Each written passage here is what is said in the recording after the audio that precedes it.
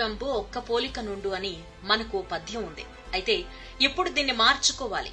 ఉప్పులోనే రకరకాలొచ్చి ప్రాణాలు తీస్తున్నాయి. ఈ ఉప్పు వల్ల పక్షవాతం నుంచి పిచ్చి వరకు వస్తున్న ప్రభుత్వం పట్టించుకోదు ఈ దేశంలో. ఇప్పుడు మీకో షాకింగ్ న్యూస్.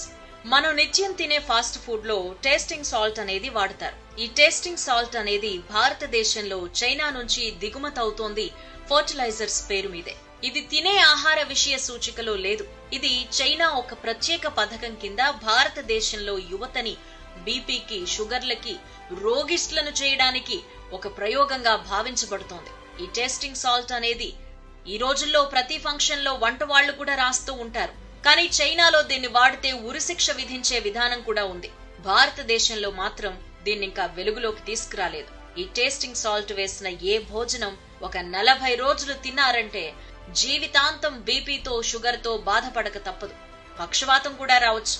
ఈ విషయాన్ని మాధ్యమాల్లో చర్చించి దీన్ని వ్యతిరేకించి ఒక మహా ఉద్యమంగా తీసుకొస్తే గాని ఈ భారతదేశంలో రోగిష్ఠులు తగ్గరని కొన్ని సామాజిక సంస్థలు ఢిల్లీలో చర్చించాయి, హెచ్చరించాయి, ఉద్యమించాయి. అయినా సరే చస్తే చావమని మన ప్రభుత్వం నిమ్మకు నీరెత్తినట్టుంది.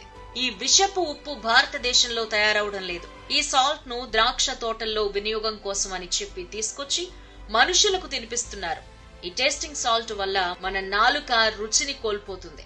నాలుక బండబారిపోవడమే కాకుండా మేధోశక్తిని కూడా ఈ సాల్ట్ నాశనం చేస్తుందని నిపుణులు అంటున్నారు. దీనిపై వెంటనే పరిశోధన చేసి ప్రజల ప్రాణాలు కాపాడాల్సిన అవసరం ఉంది.